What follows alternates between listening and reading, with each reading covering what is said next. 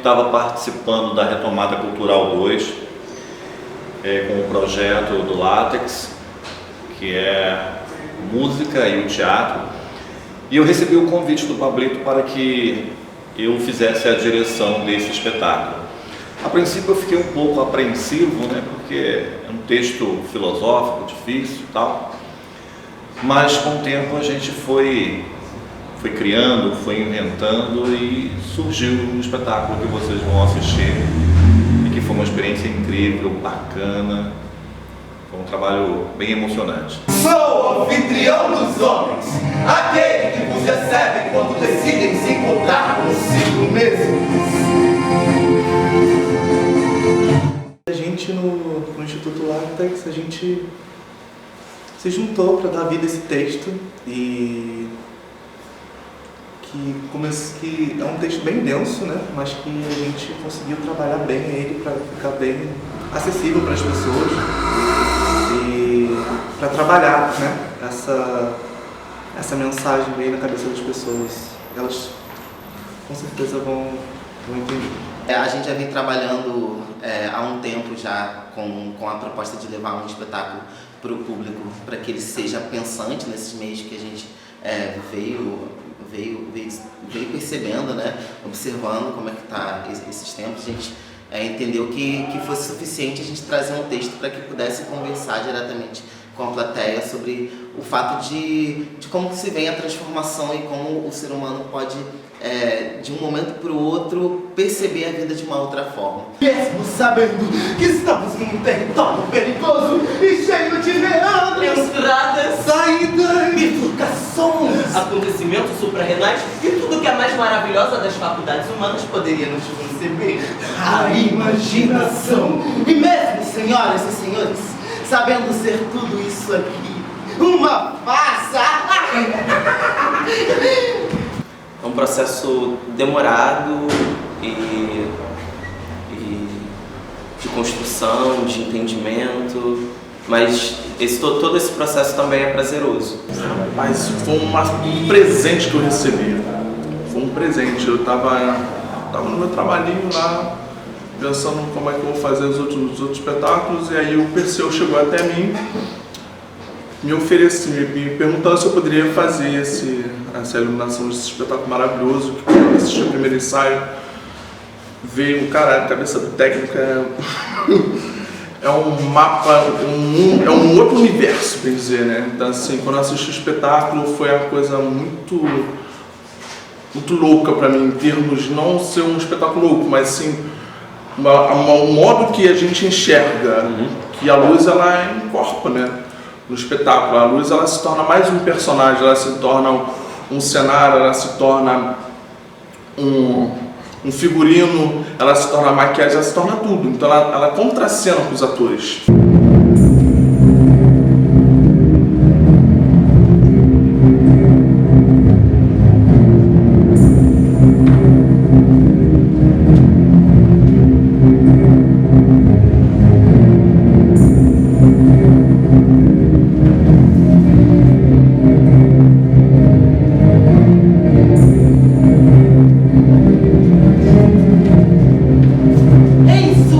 Apresentação no grande teatro, aconteceu um fato que mudaria para sempre a sua vida. É muito gostoso toda vez que a gente entra num processo coletivo. Eu digo a gente quanto amigo, quanto pessoas que também, né, estão sempre juntas, e a gente sempre compartilha do mesmo trabalho assim com arte, né, desse amor de fazer arte juntos. Então é sempre gostoso estar com quem a gente gosta, fazendo o que a gente gosta e produzindo um conteúdo bem interessante, né?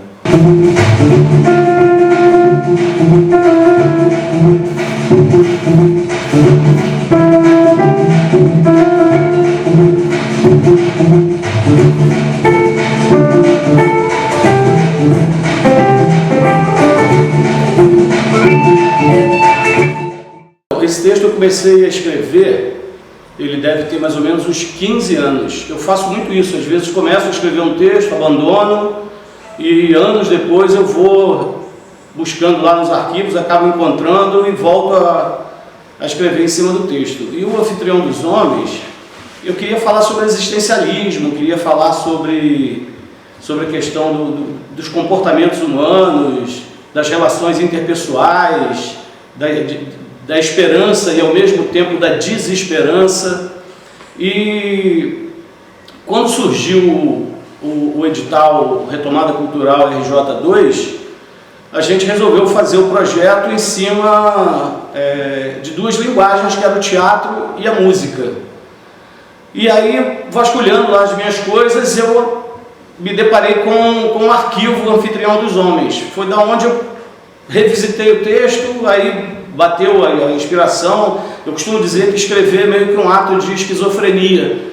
É quando os personagens que falam dentro da cabeça do dramaturgo querem ganhar voz, e aí a gente, para não enlouquecer com as vozes que estão dentro da cabeça da gente, a gente começa a colocar essas vozes no papel e transforma em texto.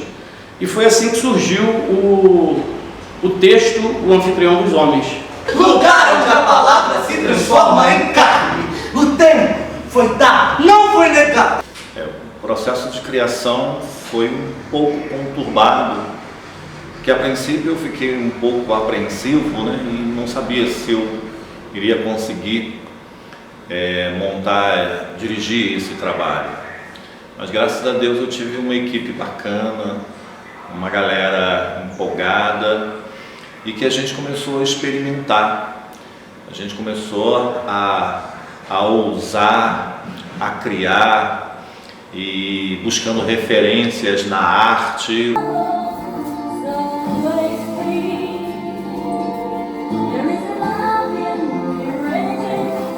Sejam bem-vindos. Acomodem-se. Acomodem-se. Bem-vindos. Bem-vindos. Sejam bem-vindos. Sejam bem-vindos!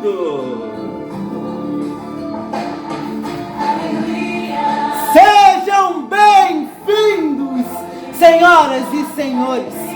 E como eu sabia que estaria hoje aqui pela manhã, eu preferi então estar só durante o dia. De leveza, o trabalho fala da gente deixar todo o peso, toda a tensão da vida de lado, né, e buscar levar a vida com mais cores. E se desfaz quando levantamos o pé para darmos o segundo, pois o moinho que gira com o vento não é o mesmo que gira com o mundo.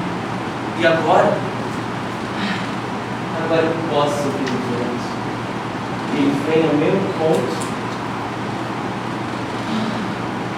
e não mais me assusta. Olho para cima, bem perto, um pouco acima dos olhos, e vejo uma pluma. E ela flutua.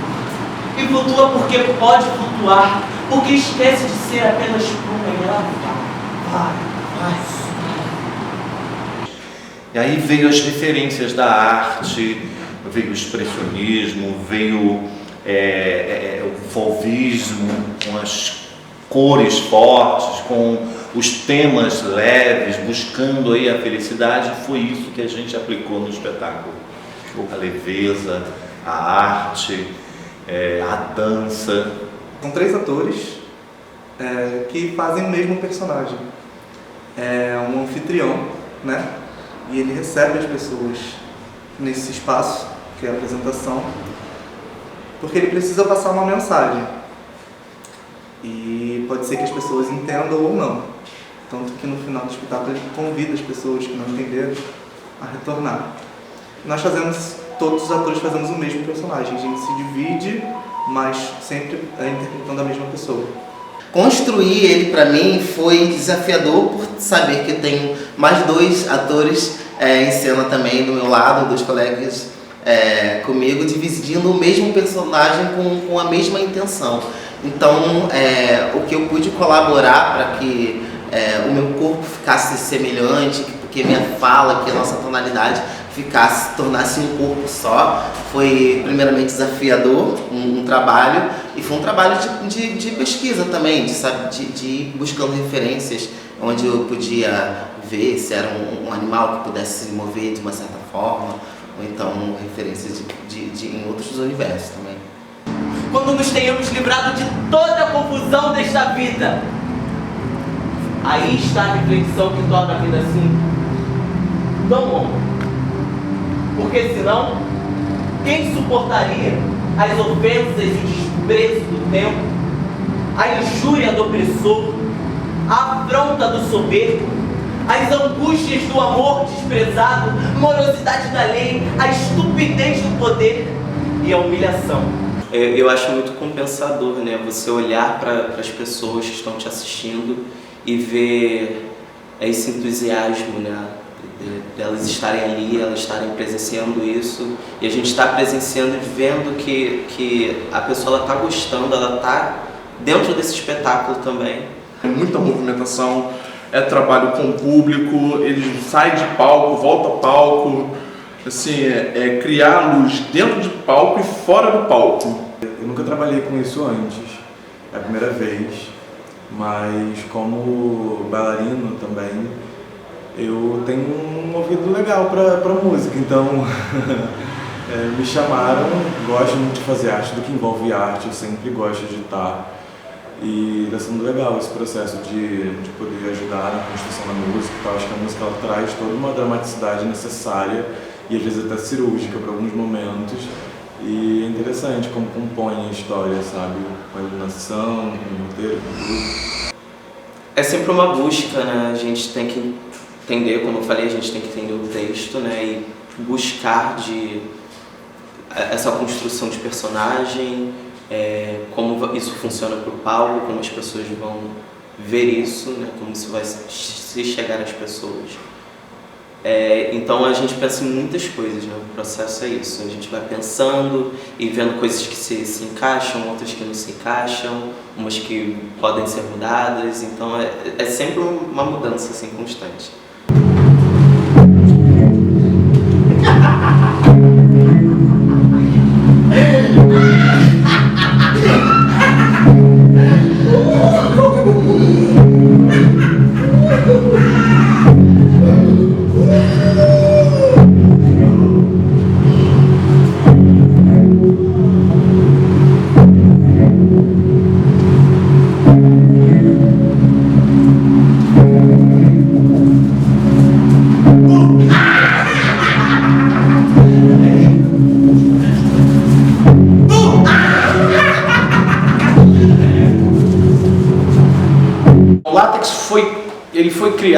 O grupo foi criado em 1984, mas não se chamava Látex.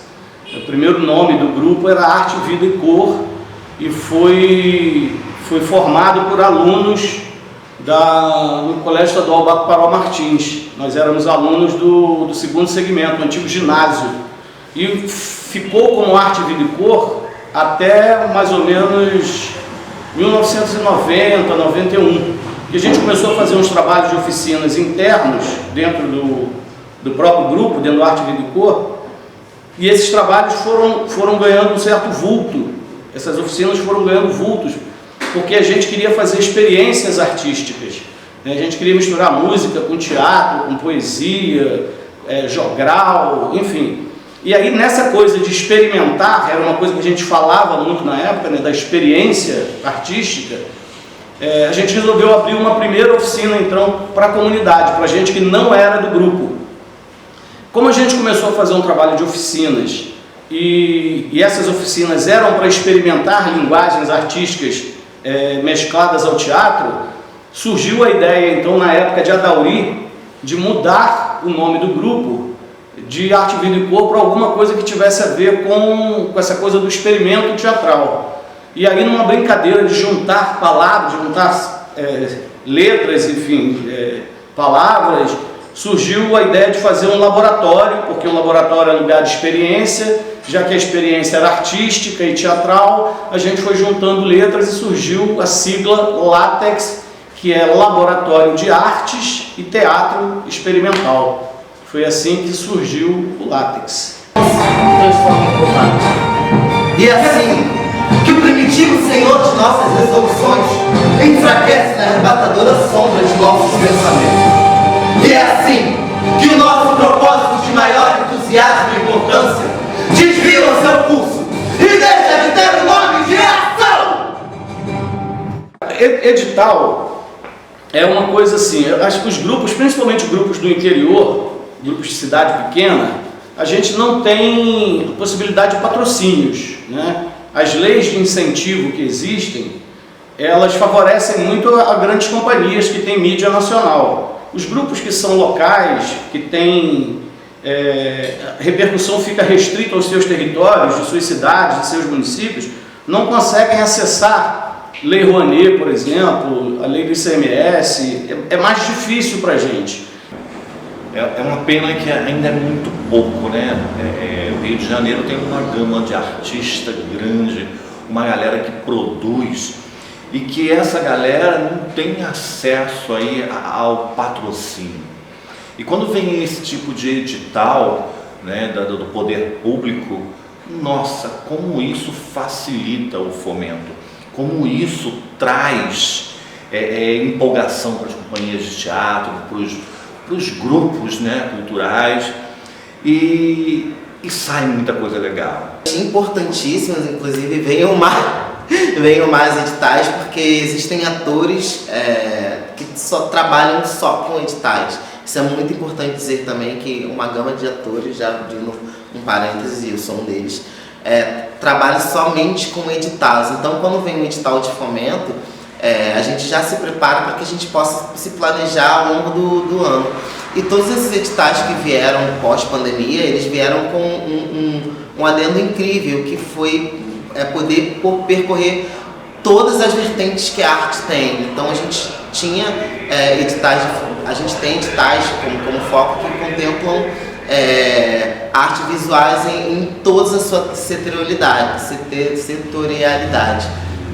vindo da causa negra, vindo da causa LGBTQIA+, e vindo de falar de todas as causas que são suficientes. E aí a gente não tem só nas artes visuais, como a gente tem na dança também, a gente teve no teatro. Então trazer todos esses editais é uma vitória, assim.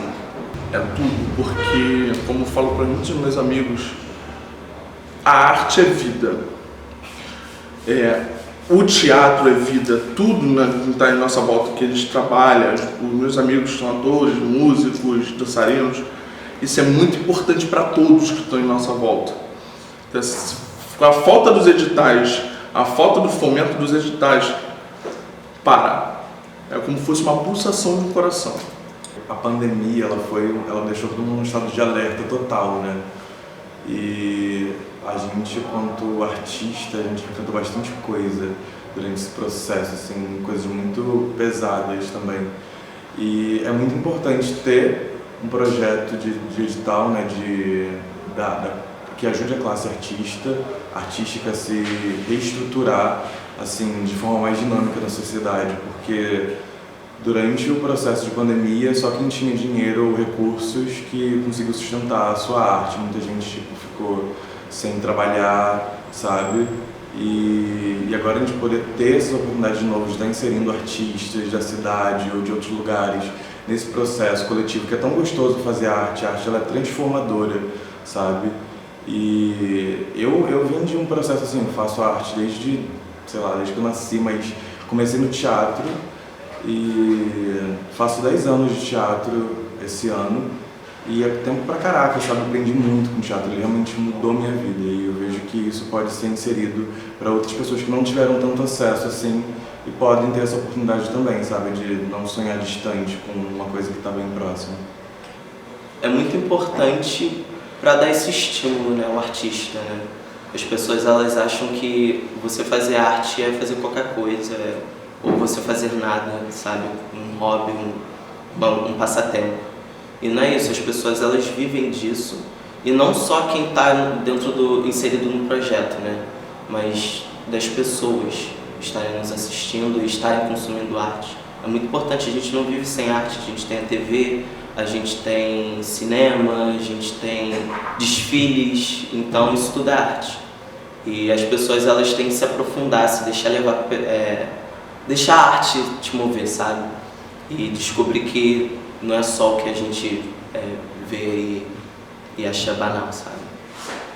Eu acho de extrema importância, principalmente, assim como eu falei agora, nesse momento pós-pandemia, em que existem já trabalhos prontos, mas que está proporcionando a estruturação e divulgação de outros trabalhos, proporcionando para que esses trabalhos aconteçam.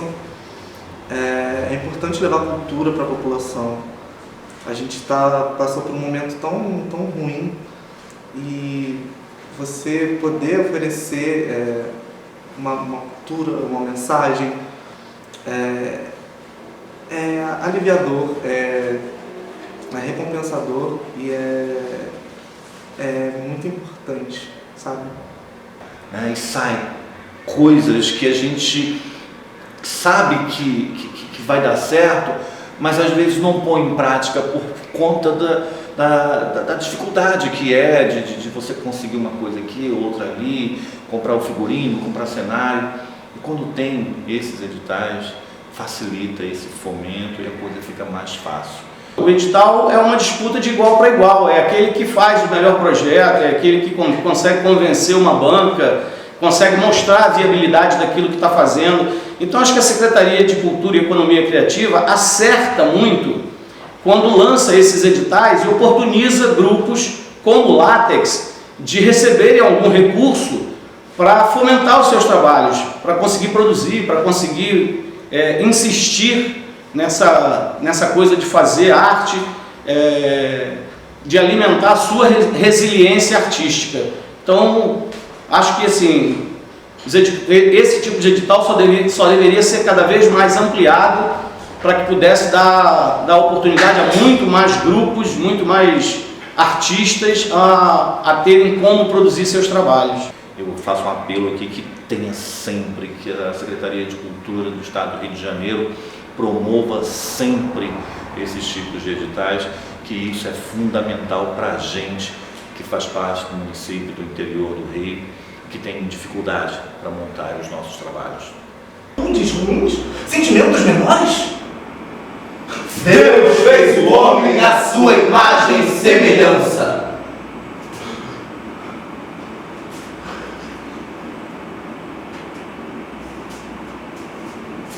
Será? O que me move a fazer arte no Brasil é a busca da plenitude, é a busca da felicidade, é a busca de você estar bem com você.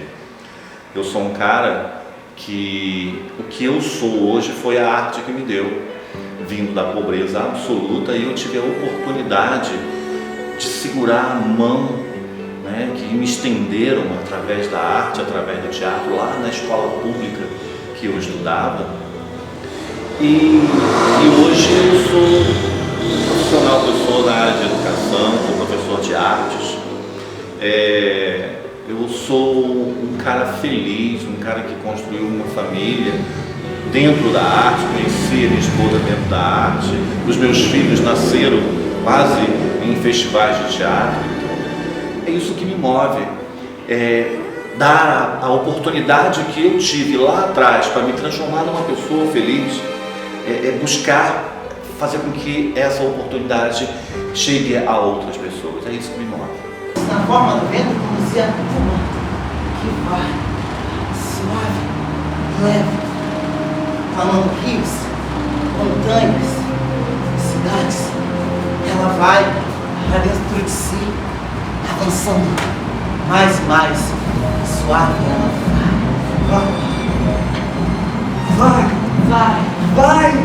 Vai, navega no sonho de viver como uma pluma, que sonha em ser vento, que sonha em ser apenas sopro. Trafega em rodovias maravilhosamente belos, silencia no fluxo afável do vento e adormece com ele para continuar sonhando em ser sopro. Desde pequeno eu tive referência e desde pequeno foi o que me construiu como ser humano. O ser humano que eu sou hoje, ele é oriundo de toda essa arte que eu vivi, de todos os meios que vieram, que me foram passados, todos os conselhos, todos os cursos, todas as trajetórias que eu fiz para chegar até esse ser humano que sou aqui agora. Quero mais? Claro, a gente sempre pensa em evoluir, crescer, e a gente tá na luta. O teatro, ele é o que me move. A gente passou por esse tempo de pandemia, né? que a gente ficou sem poder fazer muita coisa, a não ser por uma câmera, e sem poder ter acesso ao público, né? Eu acho que teatro é troca. É troca com o público, é troca com os atores em cena. Eu gosto de dizer que o teatro ele não se faz sozinho, né? Todos nós falamos, mas eu gosto muito de falar sobre isso. Porque você não faz nem só com você sozinho, mesmo que seja um monólogo. Tem alguém em cena com você, esse alguém é o público. Eu acho que ter essa troca com o público é muito recompensador. Cada um tem um sentido na vida e tudo a gente constrói, né? Os planos mudam, os ventos nos levam para outros lugares e a gente vai construindo isso. Então, eu acho que é busca. Teatro, para mim, sinceramente, no tempo de pandemia que ficamos parados durante uns 2 anos e meio mais ou menos, foi a pior coisa para mim, como se não tivesse ali, tivesse escondido dentro de um buraco. E a arte, né, o teatro em si, ele é importantíssimo para mim. Sem isso, eu sinceramente não consigo viver. Eu não me vejo trabalhando sem ser com arte, sem ser com teatro. Eu sinto que a arte, a gente sabe que ela é transformadora e tudo mais, mas o que eu quero mesmo é deixar um legado de alguma coisa que seja boa e produtiva, não só para mim, como está sendo na minha vida, fazer arte com quem eu amo estar e estar presente na minha vida, mas também deixar esse legado para outras pessoas que podem se libertar e ser. Porque eu, como uma pessoa também não binária, trans, e os meus pronomes são ele e ela, e é uma forma como eu me identifico, e tá hoje ocupando o espaço que eu ocupo é representação, sabe, de quem eu sou, de quem eu vim, das pessoas também que estão nessa luta e às vezes não, sabe, eu converso com pessoas que não têm vontade de sair de casa, às vezes por não se reconhecerem, e ao mesmo tempo eu tô nessa luta diária, sabe, ocupando esse espaço, resistindo. Então é isso, é o legado, é pertencimento, é resistir. Fazer arte no Brasil é resistência, né, cara?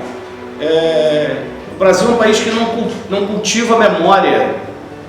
As pessoas esquecem muito facilmente assim, das coisas que o próprio país produz, principalmente no que tange aos seus artistas. A gente tem artista nacional que é muito mais conhecido no exterior do que dentro da própria nação onde nasceu, onde desenvolveu o seu trabalho. Então eu acho que essa coisa de insistir em continuar fazendo, em persistir, é muito de resiliência, de não deixar a peteca cair, de não acreditar que foi derrotado, que não valia a pena, enfim, aí é de insistir mesmo, é um exercício de resistência.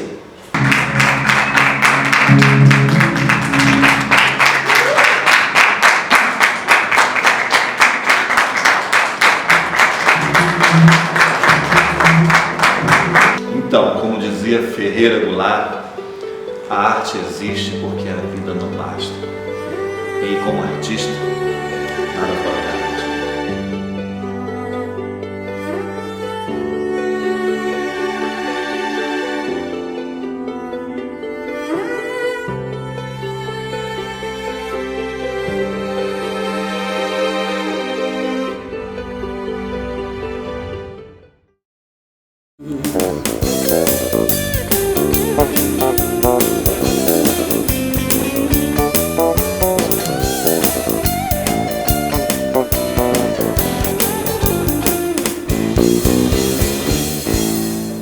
Quando a Secretaria de Cultura e Economia Criativa do Governo do Estado lançou o edital Retomada Cultural 2, o Látex, que já vem participando de vários editais da Secretaria, se reuniu para decidir sobre que assunto, que projeto a gente pretendia lançar para esse edital, né, inscrever no edital. E aí, numa conversa do grupo, a gente tomou a decisão de que a gente ia fazer um projeto de artes integradas de música e teatro. E aí o elenco do Látex ficou responsável, uma parte do elenco foi responsável pela parte teatral, que fez o Anfitrião dos Homens, o espetáculo Anfitrião dos Homens, E eu fiquei responsável por arrebanhar alguns músicos, alguns amigos que topassem vir para o Látex fazer o trabalho musical. E aí o primeiro cara que eu entrei em contato foi Marcinho, que é um amigo de muito tempo, já fez alguns outros trabalhos com Látex na parte técnica, já ajudou a gente em vários outros eventos. E Marcinho fez a ponte para que a gente chegasse ao André e ao Marcelo. Eu também já conhecia os dois, a gente já tinha até feito outros trabalhos juntos, tocado na noite e tudo mais. Mas para esse trabalho, o Marcinho fez a ponte, convidando os dois a participarem do projeto musical.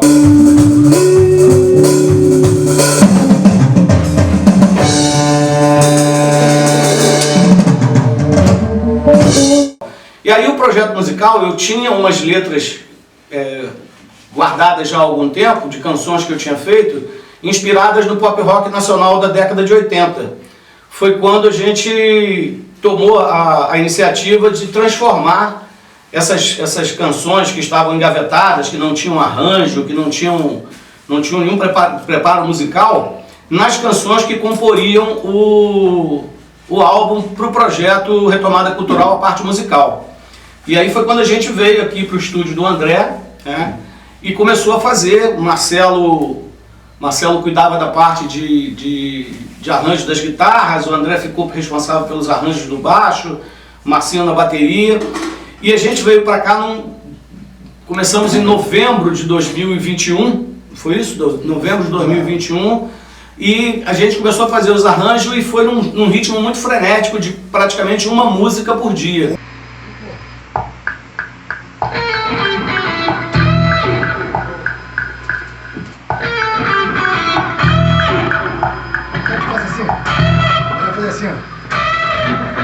Tirando, a música foi muito sem emoção.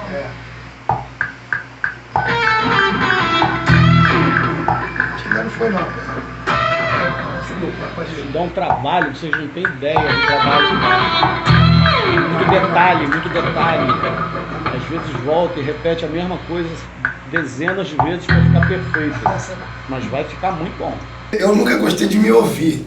E foi sempre uma coisa natural. O Pablito chegava com a letra, pegava uma canetinha. Com a melodia, né? Aí, chegava com a melodia já pronta e ficava tudo mais fácil. A gente fazia o arranjo, depois juntava eu, o André e o Marcinho, testava aquele arranjo, via a hora do solo. Aí as coisas saíam tudo natural, cada um colocava a sua ideia. Eu tinha uma ideia da minha guitarra, André do baixo, Marcinho, e foi formando as músicas, né?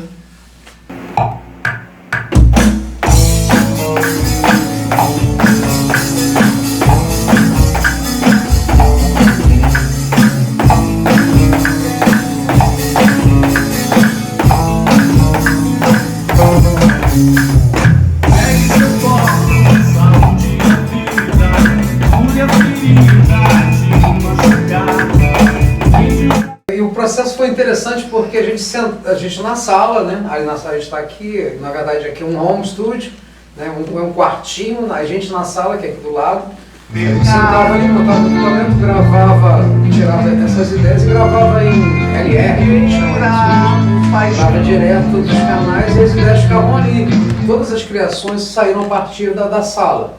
Toda a criação dos arranjos das músicas, em relação às ideias musicais do Pablito, e a gente ia fazendo os arranjos, né, acertando para cá e para cá, achava a tonalidade, melhor tonalidade, as viradas de batera, as convenções de batera junto com baixo, junto com isso, enfim.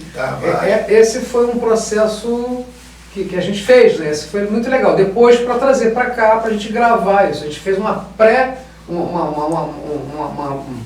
a gente fez um esboço, né? Um esboço da situação, da música.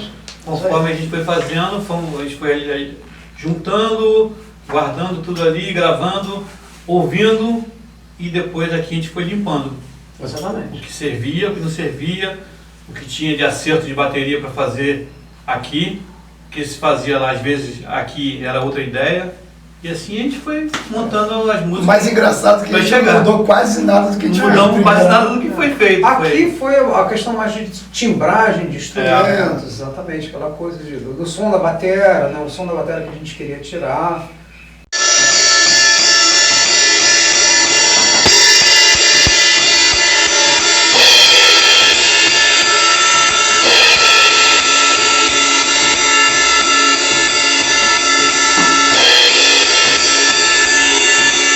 Foi legal, pesquisou o som de foi legal também aquela coisa do Marcinho chegar com... Pô, a gente não tem uma placa de áudio para gravar uma bateria botar 6, 7 microfones para gravar. Pô, Marcinho, arruma uma bateria eletrônica aí, você não consegue não? Pô, André, é fulano de tal. Pô, ele pegou a bateria emprestado, o cara foi super gentil, né? E acabou comprando uma bateria. Tinha uma bateria. Essa bateria foi o seguinte, eu tive uma bateria eletrônica que não era a bateria eletrônica. Agora eu tenho uma Yamaha, uma bateria que eu tinha, chegamos a tocar, né, Marcelo? Fizemos um show com ela, eu, você, a Marcela. Sem comparação com essa. Sem comparação com essa. Essa bateria agora é uma bateria diferente. E essa bateria estava guardada na casa de um amigo que, quando a gente era... Na época de moleque, a gente tocava todo mundo junto, a gente ia pra casa dele. E ele comprou essa bateria, mas só que ele é médico veterinário, ele não tem tempo pra tocar. Tocou 2 vezes a bateria. Aí eu pedi pra ele se ele me emprestava pra gente fazer esse trabalho. Ele falou, pode pegar à vontade, você é de casa, eu trouxe a bateria pra cá. Aí depois ele falou, Marcinho, eu vou vender a bateria. E isso salvou a gente, né? A bateria salvou a gente. A gente não tinha. Vamos gravar uma bateria acústica. Não tinha. Chegamos a fazer alguns trabalhos com bateria acústica, né? Mas não era o som que a gente queria. Foi quando ele me ofereceu essa bateria. Aí eu me empenhei, comprei a bateria dele. Aí a bateria agora é nossa, né? Praticamente. A bateria pode dizer que é da gente a bateria, porque a gente usa toda hora. E é uma bateria que a gente chega no show, monta, não tem que estar microfonando nada, você não tem que botar over para prato, microfone para caixa, é tudo ali. Plugou, 2 canais. Acabou que tudo cooperou. Isso é legal. A bateria ajudou, o Pablito já chegava com as melodias prontas. O Pablito já chegava com tudo, a melodia pronta, a gente só foi pederando, até chegar onde chegou. Continuando aqui a fazer os nossos trabalhos, vou falar que aqui dentro do estúdio deve estar mais ou menos uns 45 graus de calor. Mas a galera não para não.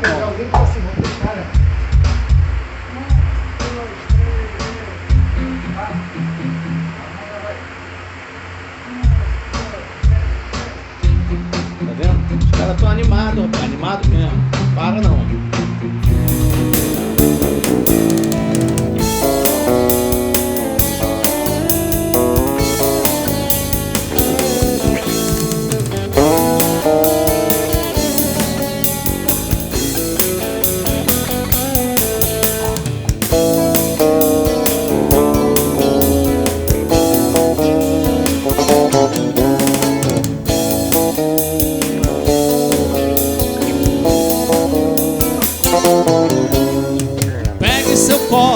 Saúde a vida, cure a ferida, te machucar.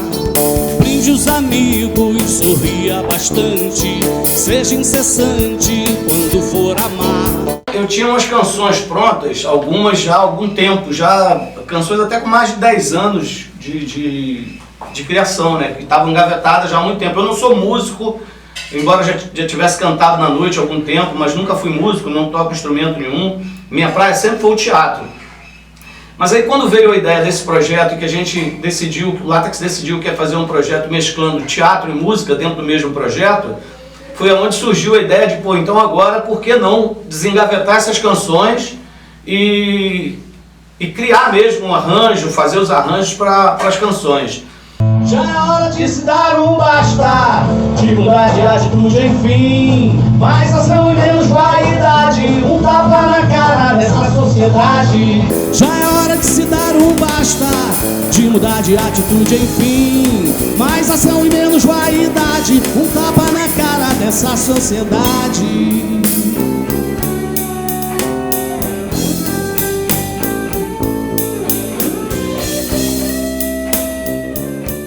A ideia era fazer alguma coisa inspirada no pop rock nacional da década de 80.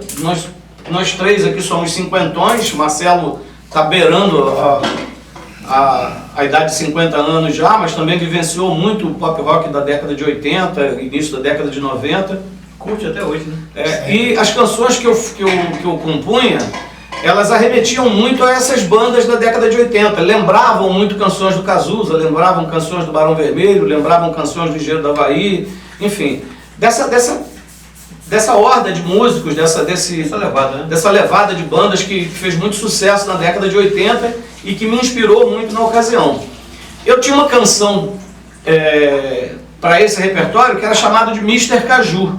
E aí o próprio pessoal perguntou por que era Mr. Caju o nome da canção. Mr. Caju é quem tinha razão. Essa gente é careta e covarde. E se tiver mais uma dose, é claro que eu tô afim.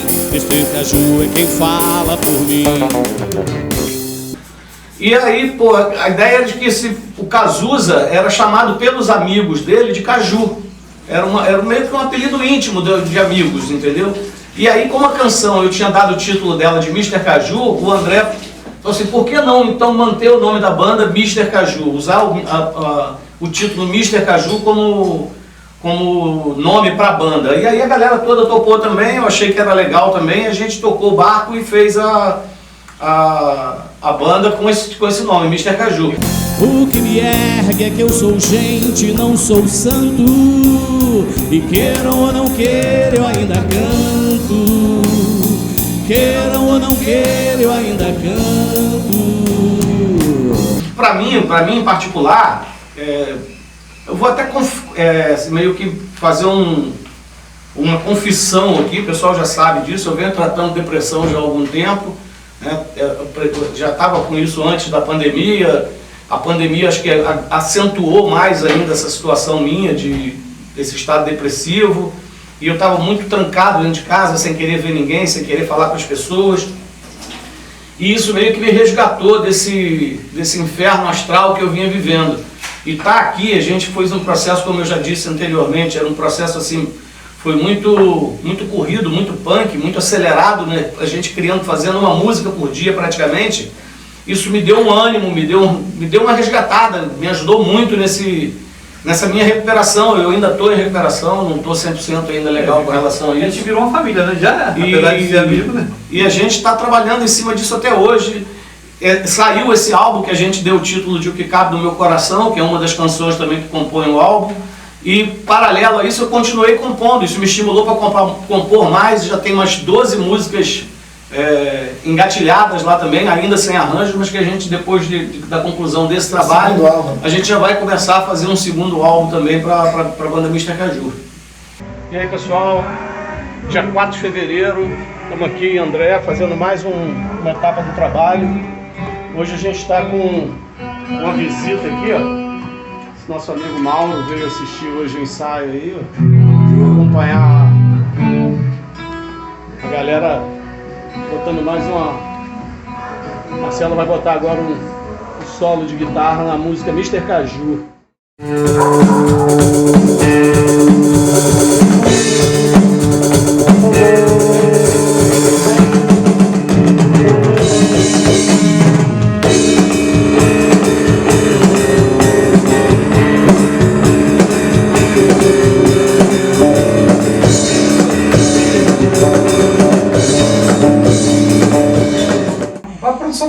Eu lido com isso já tem um bom tempo e tal. A gente não está num patamar dessa questão de produção musical a nível, enfim, de ser reconhecido em alguma situação, mas eu trabalho com isso desde 2001, mais ou menos. Enfim, tem uns 20 anos já dentro dessa linha de trabalho. Mas essa questão de você trabalhar com banda é uma coisa extremamente difícil, porque você necessita de canais, você necessita de sala, você necessita de uma sala boa. E é extremamente complicado você chegar num processo desse. Assim como também é extremamente complicado você dominar softwares, você saber qual software você vai usar, qual vai ser mais prático para você usar, enfim. E dentro dessa situação toda veio o desafio de fazer o negócio com a banda. O mundo possa melhorar, quem sabe a gente possa até sonhar, sabe a gente possa até, sabe a gente possa até, sabe a gente possa até, sabe a gente sonhar, sonhar. E aí pessoal, hoje é dia 10 de fevereiro, a gente está aqui em mais um trabalho. Acabei de botar a voz aqui na canção Vem, e agora André e Marcelo estão ensaiando aqui os backs para poder gravar juntos. Vai ficar legal, vai ficar legal. Eu falei assim, pô, gente, como é que a gente vai gravar essa parada?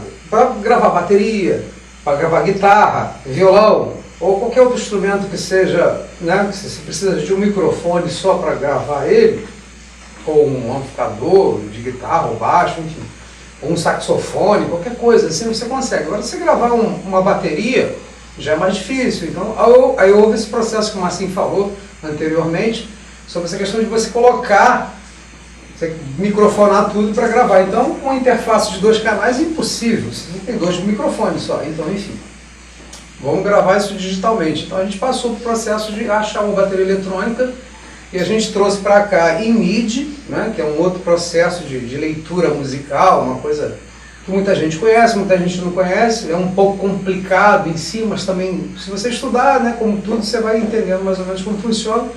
E a gente trouxe para cá todas as ideias de bateria, que era o processo mais difícil. A gente ficou até de tentar gravar em outro lugar, que ia ser muito complicado, né, deslocamento, gás, chegamos até... Cheguei até a ver com um amigo lá de Rio das Ostras, o Robson Fará, que tem um estúdio, para ver se a gente ia para lá, mas esse deslocamento de Cachoeira de Macacu para Rio das Ostras meio que inviabilizou a coisa, e aí o André falou assim, não, vamos fazer aqui no home studio mesmo, que a gente vai dar conta, vai ficar legal. E cara, ficou muito legal, ficou assim, acho que quem ouviu o álbum vai curtir pra caramba, porque as músicas ficaram muito legais, os arranjos ficaram muito legais. Embora as canções sejam inspiradas no pop rock da década de 80, elas têm as letras muito atuais, né? E a pegada dos arranjos também ficaram muito contextualizadas dentro da contemporaneidade da música do rock nacional brasileiro.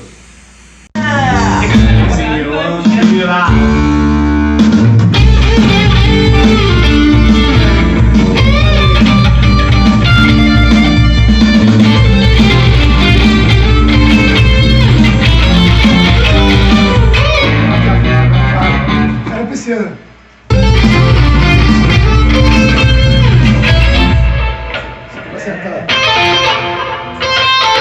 Depois faz isso aqui não, já tem na outra.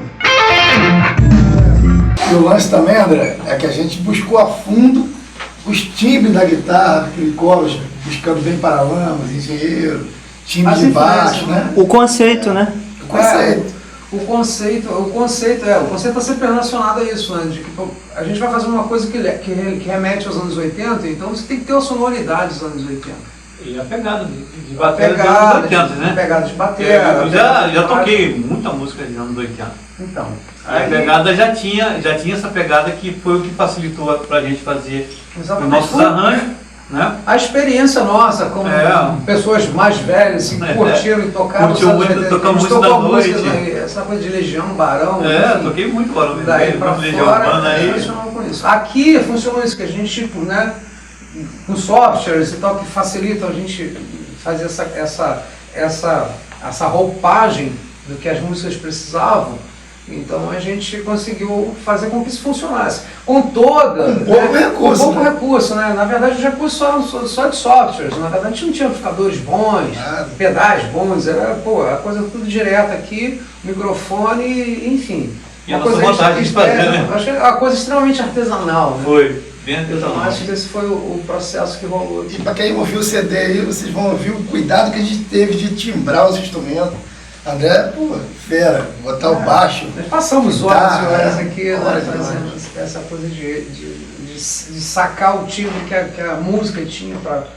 Né? Várias vezes ficava só eu, você, ficava você e Pablito, ficava só você e Marcel, fazendo aquele trabalho. Muitas, enfim, na verdade foram muitas e muitas horas durante um ano, né?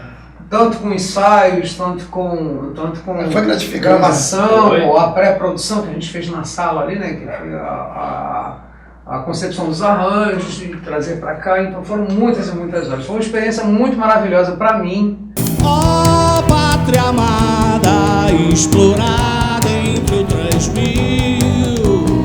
Ó pátria amada, explorada és do Brasil.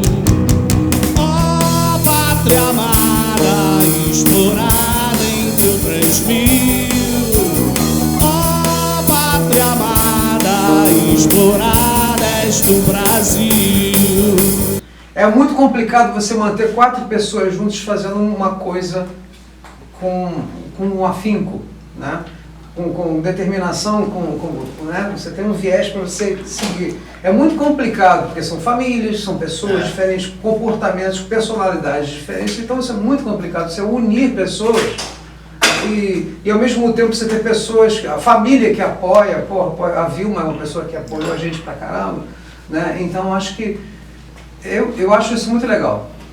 Isso funcionou muito e a gente teve essa apesar de, né, todas as coisas que aconteceram no meio do caminho, deu certo, deu errado aqui, um vem, um atraso, outro vem, enfim, normal como acontece na vida de todo mundo. E a gente conseguiu chegar no final. Siga em frente, não olhe pra trás, curta em paz onde você estiver. Vibra energia que pulsa na veia, a coisa só é feia se você quiser.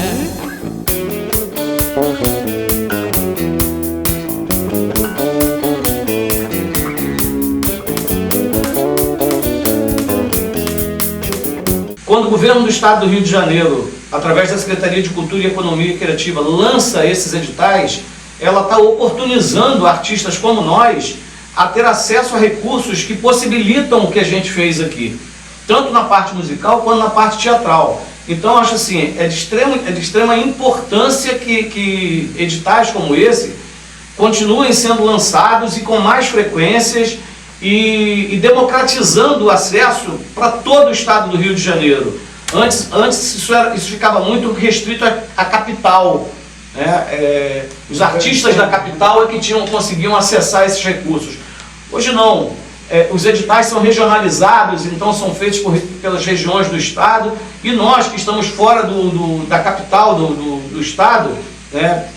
Cachoeiro de Macacu é muito perto do Rio de Janeiro, mas ao mesmo tempo parece que a gente está numa distância quase que lunar, né, da capital do estado. A gente consegue ter acesso a recursos que possibilitam a gente parar num determinado momento, nos concentrarmos na criação de um produto artístico, de um produto cultural, seja ele de teatro, seja ele de música, seja o que for, outras centenas, diria até milhares, né, porque foram milhares realmente de grupos no estado do Rio que tiveram acesso a esses recursos, poderem fazer seus trabalhos, poderem produzir sua arte, poderem lançar seu produto cultural no mercado e poderem alentar a possibilidade de um dia, quem sabe, viverem da sua produção artística. Então, fica aqui um agradecimento ao governo do estado, agradecimento à Secretaria de Cultura e Economia Criativa pelo edital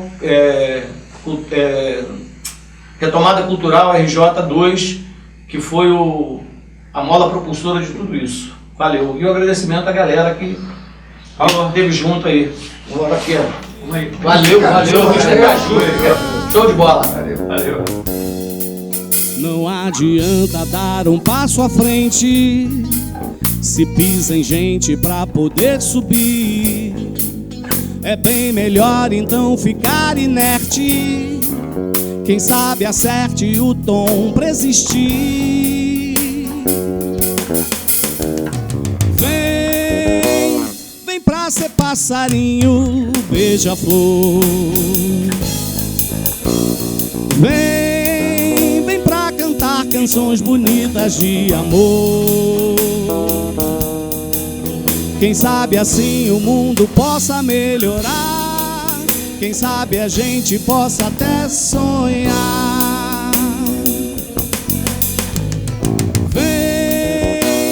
Vem pra ser passarinho, beija-flor.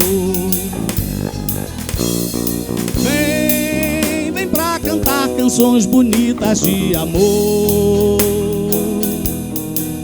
Quem sabe assim o mundo possa melhorar.